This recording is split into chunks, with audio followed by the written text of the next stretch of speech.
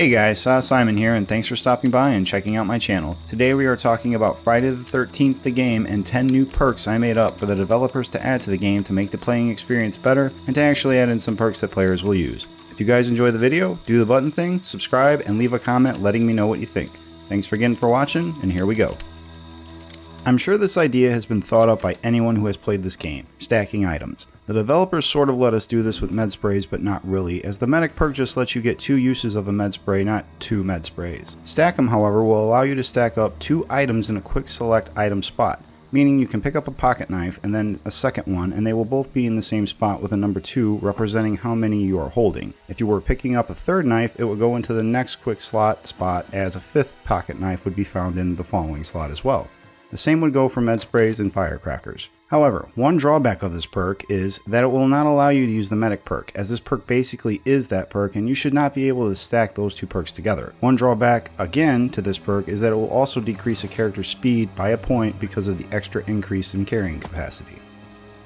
You know how a lock works and what it takes to get one open. Because you know this so well, you are able to unlock doors from the opposite side they are locked from in order to get into cabins easier, or to help others out when people lock doors and jump out of high windows. This perk will allow players to finally get through those pesky locked doors faster when running from Jason. Simply run up to the door and interact with it. If you have the perk, a command prompt for a button will appear. Hit the button that shows and you will unlock the door, jump inside, and relock the door behind you. This helps prevent Jasons from being able to walk right in behind you before you can hit the button to shut the door, and then hold the button down to lock it as well. This also helps players get into those one-door rooms that players like to lock the door on and jump out of the window after they have dropped the keys or fuse in that room, effectively making it so you cannot escape the map or fix certain items. To help balance this perk out, anyone who uses it will move through windows a little slower than normal.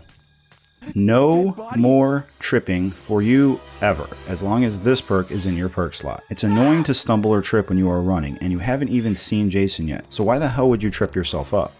I understand how it could happen, but half of these counselors should not be tripping as much as they do. So this perk should stop that and help ensure that while you have stamina, you can keep running and running and running without ever stumbling. I know there is already a perk that helps reduce this called Spatial Awareness, but a reduction is not what is called for in this game. We need this headache gone at times. On the negative side of this, you are a little bit clumsier with your hands, and during your QuickTime event, it's possible for the correct button to change. So let's say you are fixing a power box. R1 shows up, but before you can hit it, the button quickly changes to L1 and you make a mistake, alerting Jason. Small price to pay for not tripping. Just, don't fix anything. For this circumstance, chance will spawn you with a random item. Quick select items based on a percentage for each one, along with also possibly starting you with a weapon too. However, it also means that you are taking a chance on getting nothing. 20% of this perk has a chance to give you nothing. The other 80% will be broken up among the med sprays, firecrackers, radio, map, pocket knife, and other random weapons that are on the map. A useful perk, but more of a gamble, this one. This perk is for some of those more experienced players that want a challenge when playing the game. This is a useful perk for those players that like to play low repair characters. People Pleaser helps players repair things easier when there are more players around them during the repairing process. If the Nessa is someone you like playing because of her speed, but you always seem to come across car parts and never use them to repair things because her skill is too low, this perk could be for you. If you can manage it, get a few counselors around you while you attempt to fix the car. The more counselors you have around, the easier the repair is on that person. If there are 3 people around you, you might remove 2 or 3 of the QuickTime event buttons from the wheel, and you will also increase the size of the QuickTime event, meaning you will have an extra second or 2 to hit the correct button for the event as the wheel moves through each block. Just another way to keep things moving along in the game. On the negative side, if you make a mistake while repairing with this perk, it will ping the actual map, letting Jason know exactly where you are and what you are repairing so he can morph to you easier. This is a cool perk. If you manage to reach full fear and still live, then it will affect you for that match in a funny way. It will make you realize you need to get the hell out of camp at all costs, and you don't care how it happens. Meaning, once you reach max fear, you will either gain a surge of strength and help fight and stun Jason, or your speed and stamina will increase slightly and you will be able to run faster for longer. Of course, this means you have to reach max fear, which means seeing Jason and surviving. The downside of this perk is that it will decrease whatever skill it does not increase. So if you get stronger, you will run slower and vice versa.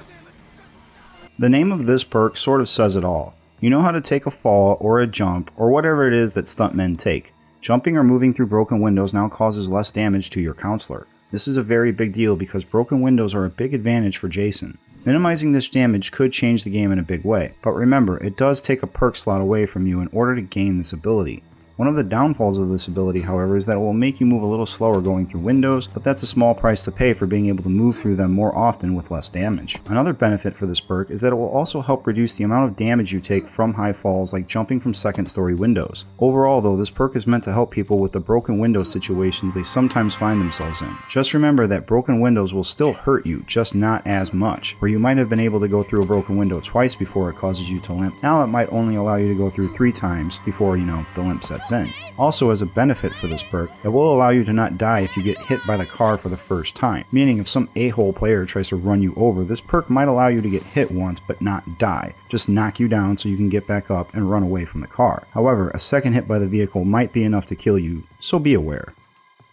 This perk allows you to finally take those high-risk window jumps and not need a med spray every time once you get up. Tuck and Roll allows you to be able to absorb most of the damage from those second story falls, allowing you to take more damage before your counselor will start limping. This will help with escaping Jason and extending players' lives and extending the use of med sprays. Some players, like myself, like to troll Jason upstairs, lock themselves in a room, and while you wait for him to chase you and break the door down, you simply jump out of the window, spray yourself back to full health, and run away and do it all over again. This new perk will help cut down on that time and allow you to not waste a med spray when you could save it for something else. I understand this could possibly give people an unfair advantage of redoing this over and over and over again, but there are only so many windows and second story buildings in the game. I don't see this causing too many issues with players repeating it over and over. Useful perk for players who like to high risk reward.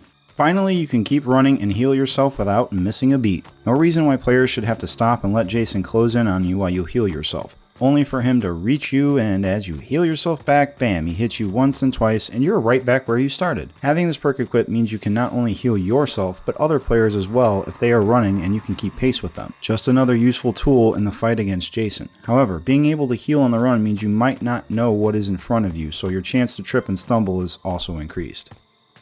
Remember when you and your friends would go to the mall and a bunch of you would pile into a small car and head out? Do you remember what happened before everyone got into the car? People yelling shotgun like a bunch of assholes, of course. And if someone is calling shotgun, then of course someone has to call no bitch. For those that don't know what this means, riding bitch means that you are the person in the back seat stuck in the middle between the 2 other passengers. This is what is commonly referred to as riding bitch, because only a bitch gets stuck in the middle, which is the most uncomfortable spot in the back. Which is what is happening here, but a bit different. If you take this perk, it will allow you to get into the 4-seater only and ride in the back between the other 2 counselors. This also means that if you have this perk and you are sitting in the back with someone else, another player can still come and get in on your side, pushing you in the middle. A useful tool for players that like to escape in the car. However, this perk is dangerous because riding bitch means if Jason stops the car, your chance of dying is increased because you don't have a seatbelt or an actual seat in the car. Whenever Jason stops the car, a random chance will happen where the computer will decide if you die or not. I know this might not sound fair, but then again, an 8-foot tall killer who stops a car going 30 miles per hour by slamming both of his fists into the hood of it is a bit unfair too. Plus, this helps get the remaining straggler in the car if he's the last one left and the cops aren't called. Well guys, that's all I have for you on this one. I hope you guys enjoyed the video and found it entertaining at least. If you liked the video or have some of your own thoughts to add for a perk, leave a comment and let me hear about it. Maybe it will make my next video. Until next time, thanks for watching and I'll see you around. Oh God, help me, please anyone. He's killing me. They deserve to die, Jason. Make them suffer.